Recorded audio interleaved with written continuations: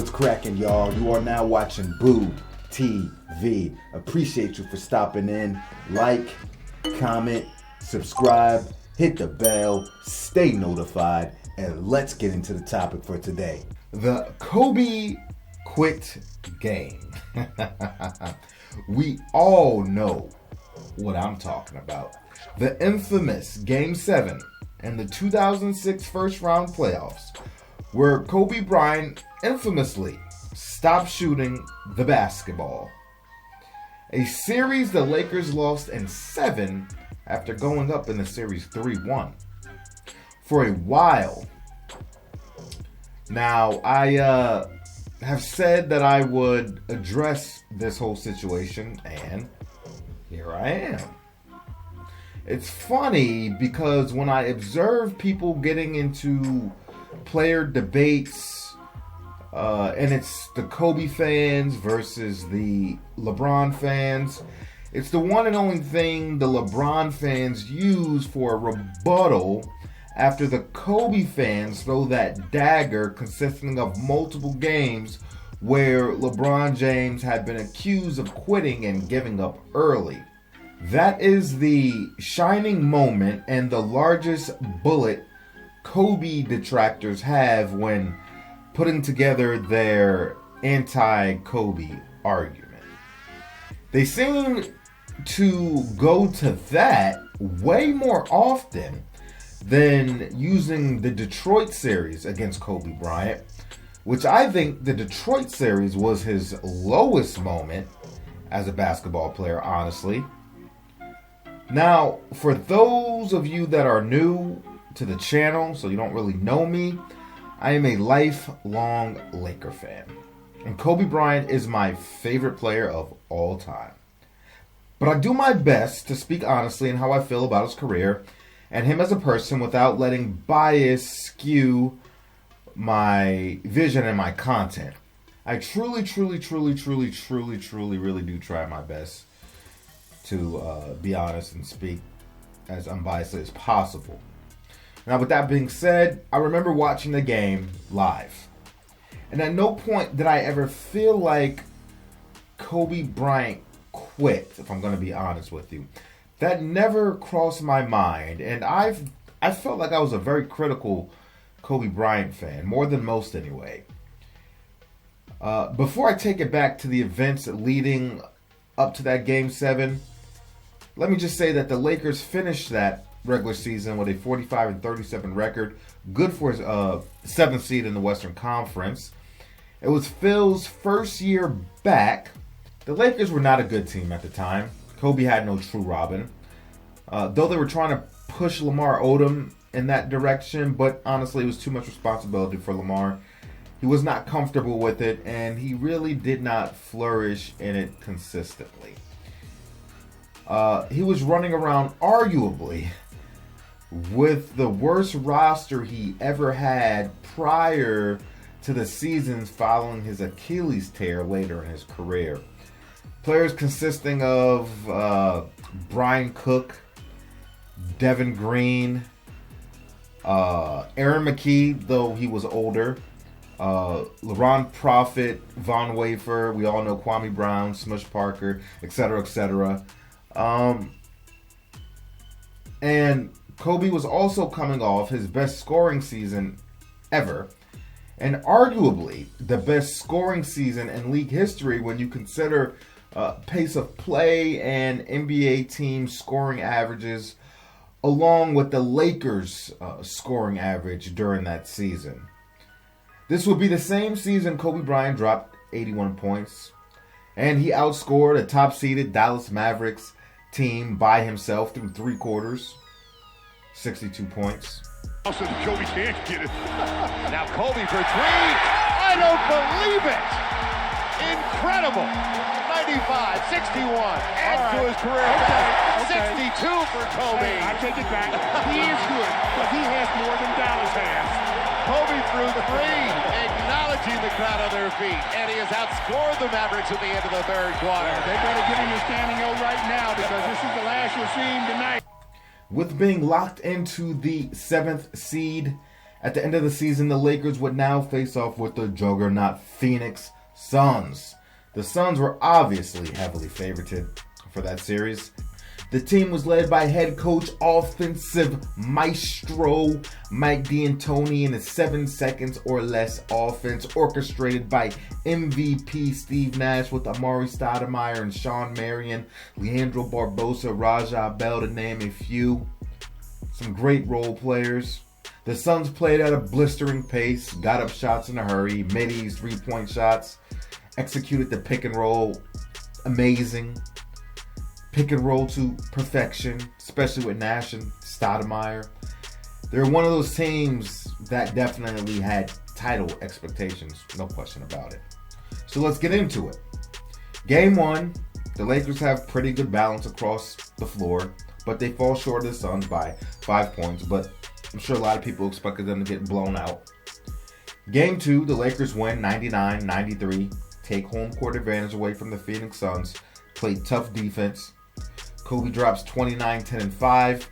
Next highest scoring Laker was LO. LO being Lamar Odom. That's what they used to call him, LO. With 21 points. And everyone else was engaged offensively and defensively. Game 3, now at Staples. Lakers take a 2-1 series lead with a 99-92 final score. Again, Lakers digging in, playing great defense. This time the points were more evenly distributed between the team. Kobe only had 15 points with 5 and 7. You had a total of 4 players with over 15 points or more. Kwame Brown even chipped in with 13 points and 11 rebounds. Everyone was well engaged on both ends of the floor. Game 4, Kobe and Lamar led the Lakers to a victory by 1 point, 49 points combined, getting people involved with 13 assists combined. Kobe hits the infamous game winner after some great defense by Smush Parker and the rest of the team to get them into overtime and to close out. Game. Walton can tip it. Bryant with the save. Oh, you got to get a shot here. Final seconds. Bryant for the win. Bang!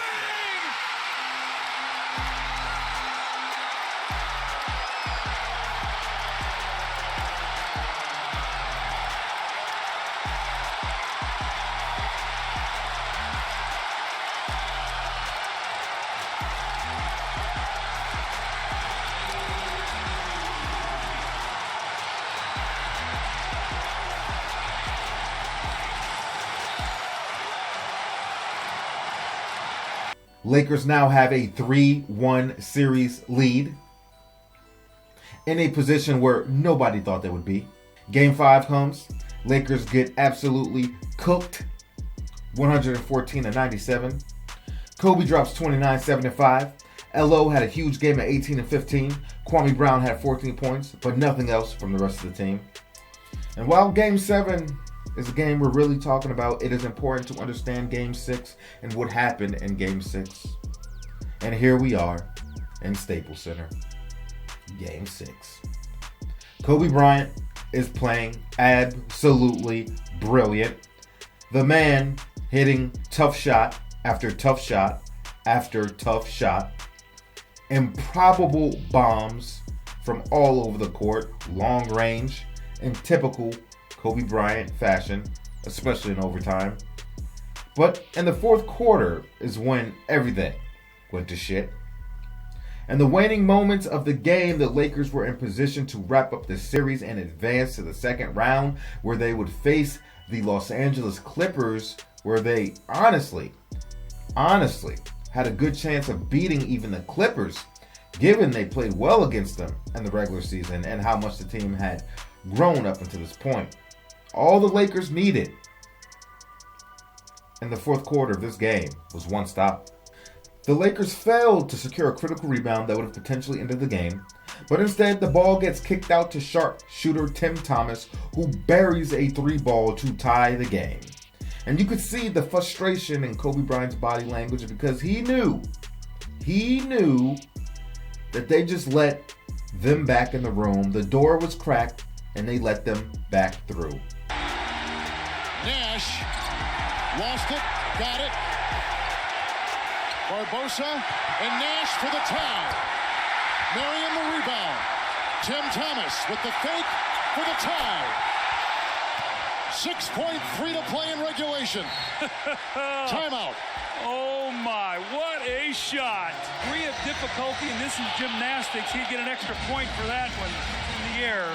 That Phoenix will have no chance if he misses it to get another opportunity at the basket. Now where he is, what's going to happen here is he's going to back pick for Odom. Is this the dagger? Nope, overtime. The Suns now have life again. He had seen similar situations play out many times in his career. All the Lakers had to do was dial in for one possession, and they failed to do so. The game would then go into overtime, and Kobe Bryant is doing everything in his power to will them to victory. With, like I said, a barrage of highly difficult shots and draining all of them, but the Lakers were demoralized as they could not get stops on the other end. Kobe was playing the most potent offense in the league 1-on-5 at that point. And while he was holding it down offensively en route to a 50-point game on 20 of 35 shooting, 8 rebounds, and 5 assists, it would not be enough. Kobe Bryant was outgunned and outmanned by an entire team. Mike D'Antoni said himself, he does not care how much Kobe Bryant scores because they can score more. Offense is what we do, in the words of Mike D'Antoni. He said Kobe can score 100, but you don't think we can score 101 points? Not verbatim, but he said something along those lines. Kobe took 35 of the Lakers' 85 shot attempts that game. And while he was hitting, it may have alienated some players to dig deeper on the defensive end when they really needed to late in the game. This team all year long. Kobe for 3. Oh my goodness. Banking it in. You know, as a coach, all you're saying is if one of these misses, the game is over. If that goes in, you have to make 2 free throws, and then this goes in. If that shot misses, you rebound, and the game is over. But when you're coaching and you're leading like this. Game 7 arrives. The Suns are riding a high after tying the series after being down 3-1. And the Lakers are trying to keep their poise together. Outside of Kobe, the majority of the team was young and not battle-tested. Kobe Bryant started out the first half of the game in Kobe fashion. The Suns had no answer for him, and he was virtually unstoppable en route to 23 points at halftime on 8 of 13 shooting. But the Lakers were getting smacked and losing by 15 points. Which, if we're going to be honest, during that era of basketball, a 15-point deficit is probably something closer to maybe a 25-point deficit today. Now, the second half started and Kobe Bryant switched his style of play. Or the Lakers switched their strategy. And Kobe Bryant then became more passive. Now, at the time, watching it live, I noticed the switch in his demeanor, and I had no issue with it. My logic was they came out at halftime with a different strategy because what they were doing was not working. They needed the team to dial in defensively like they did in a manner that got them up 3-1 in the first place. And by that, ensuring that other people got more shot attempts, felt more involved offensively, even if they weren't taking the shots, maybe sparking a plug, then maybe that same intensity and effort will carry through on the other side of the court. You have to get stops, and Kobe Bryant can't outgun them solo while the other players are feeling lost during the game. Now, a lot of people don't know this, but Kobe Bryant spoke on this game publicly. I guess Charles Barkley called Kobe out for quitting, and Kobe cursed him out over text messages. Now, a lot of people don't know this, but Kobe Bryant spoke on this game publicly, and I guess Charles Barkley called Kobe out for quitting, and then Kobe cursed him out over text message, and then they talked on the phone about it, and then Kobe eventually came on the TNT panel and discuss the events of the game with the crew. If you haven't seen the exchange, take a look and tell me what you think about it in the comments section. Let's talk about your relationship with Charles Barkley, shall we? And maybe we can do this now, and then we can be done with it, and we can just have a jolly old time the rest of the night. You said something about Kobe's performance in Game 7. In Game 7, and I think the term that came up was selfish. And then came a bunch of text messages, apparently, Kobe, from you to Charles and back and forth. Right. So now you're meeting face to face for the first time. Well, you know what? I criticized Kobe in Game 7. He didn't like it. He let me know it. I think I probably made one mistake taking it public, but I wanted to get his side, his point of view. I have no problem with him disagreeing with me. I think I did make a mistake making that public because he didn't take it public, I did. But I thought I didn't like the way he played in Game 7 because I didn't think he was aggressive. I understand why he didn't like it, me calling him out on national television. He let me know it. And to me, that should have been the end of it, but it's kind of taken on I think the critical, important part is that, we go out there and we play the game. We play the game to win. And obviously we had a strategy that worked very well for us in 3 games. We tried to keep the strategy going in Game 7 and the other games as well. It didn't work out for us. But we're out there to try to win. So, to label me as being selfish was something that I took up with Charles. Right. Over the text messages thing. It's one thing to criticize an individual's game, but it's another thing to... Did you see where taking 3 shots in that game was going to raise some eyebrows? No, not really. I mean, if you look at the way that we played throughout the series, Game 4 in particular, we had a deficit in Game 4 in the fourth quarter. It was a double-digit deficit, 12, 13, 14-point game. And, we stuck to the script because we knew in order to beat the Phoenix Suns, we have to stop them. And in order for us to stop them, everybody has to feel more involved. And when you play better offensively, when you hit down 1, 2 jumpers, all of a sudden your energy picks up, your intensity picks up, your defensive level picks up. And that's the only way that we're going to beat the Phoenix Suns. If I go out there and score 20 points in a quarter, 25 points in a quarter, they can care less because they want to score anyway. Right. Let me answer this one question. And I understand what you were trying to do, but at some point you got to say, I got to take this game over. And I got to be aggressive, at least got to go down firing. That was really my only point, directing that at you. Because we've all been in that situation where the coach says, hey, coach, what you drew up ain't working. Because you guys were only down 15 at halftime. You know what? It worked for us in Game 4. We had a deficit in Game 4 that was tough to overcome. And that was one of those situations where I said, I'm going to take over the game offensively and dominate this game. But I didn't do that because we knew that the strategy was to get everybody involved because that affects the defensive end of the floor. And we did that very well in Game 4. In fact, the shot that, Devin George gave me a great pass on, the shot that I hit to send the game in overtime was my first basket of the whole fourth quarter. And we're a double-digit deficit the entire game, so. When do, Charles says, sometimes I look at it and I would say, it's not working. And sometimes you say, I heard even Phil Jackson said, I give Kobe the liberty to say, to get everyone involved and then let him be offensively aggressive if he wants. When do you look at the score and say, all right, this is time for me to be offensively aggressive? It depends who we're playing. And what I mean by that is there are certain teams that you can demoralize by scoring a lot of points. You know what I'm saying? So if I come out against a certain team that I know are geared to stop me, if I go out there and I score 20, 25 points a quarter, it takes their momentum away. Phoenix is not one of those teams. I've scored 20 points against them in the quarter, 25 points. It doesn't do anything to them. They just come back down the end and keep free-flowing and shooting the ball. To demoralize them, you have to stop them. All right, so that was in the past. We are now in the present. We are now Why you change your number? Well, I'm not going to jump over the table and lump them upside the head or nothing like that. Now, I think some of what he said, or just of what he said, was more or less my logic watching it.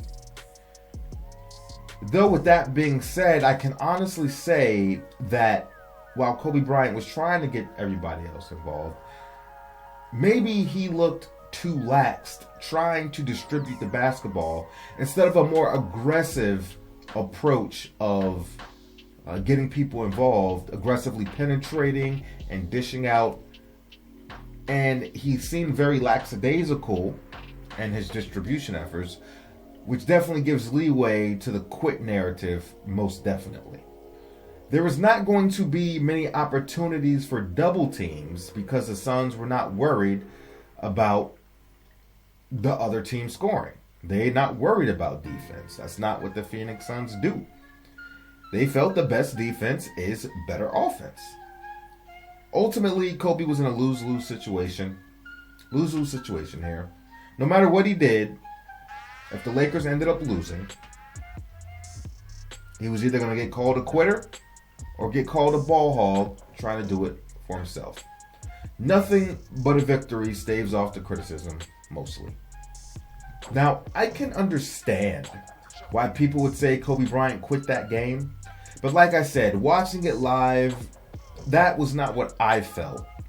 And Kobe Bryant has been notorious for this, if I'm a go out gunning mentality. But here was a situation where he dialed into the strategy because going out gunning was just not going to work against this very specific team. He failed at it in Game 6. We are talking about a guy that for his entire career, the word quit has never been associated with him before and after the events of this series.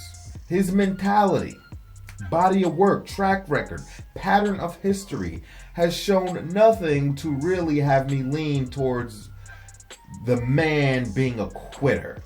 In fact, all the evidence leads to him being the exact opposite, with the exception of this one game, if you do believe that Kobe Bryant quit. Think about this. Would you say in a 20-year career, and 99.999 of all evidence shows that this man was the farthest thing from a quitter, and you have 0.1% evidence confirming, or in this situation, up for interpretation, that Kobe Bryant quit on the other side? Is that enough to label someone a quitter overall? His entire career boils down to him being a quitter. One single small piece of evidence. The relentlessness, the work ethic, the unstoppable drive, the championships, the game winners, the blood, the sweat, the tears, putting basketball before everything else. You're going to boil a man down to being a quitter off of one game. It seems to be something up for interpretation and a divisive chain of events, to say the least. Think about this, folks. How many times have you, in your entire life, never seen something all the way through to the best of your ability when you could have? And maybe you should have. Work, sports, hobbies, relationships, marriages, whatever the case may be. Would you label yourself a quitter as a person? Would that define you and everything you did in your life, a quitter? Honest question. Think about it. And let me say this before you LeBron people get on here yapping. I personally never once labeled LeBron James in his totality body of work a quitter. But I know a lot of people that do. And there is far more evidence supporting that notion than there is against Kobe Bryant. And I can understand why they say that about LeBron James. But for the people that will just sit here and say, Kobe was a quitter, Kobe was a quitter, think about that. Think about everything I just said. Is that enough to put a blanket of quit over this guy? To give him context? Is that enough? How would you feel if somebody did that about you? Would sum up your body of work, your career, your life as being a quitter for one thing? Think about it. Appreciate you guys for stepping in. This one was fun. Let me know what you think about it in the comment section. Do you think he quit? Do you think otherwise? Let me know. Check out our Kobe Bryant content, and I catch you guys on the next one. We out, baby.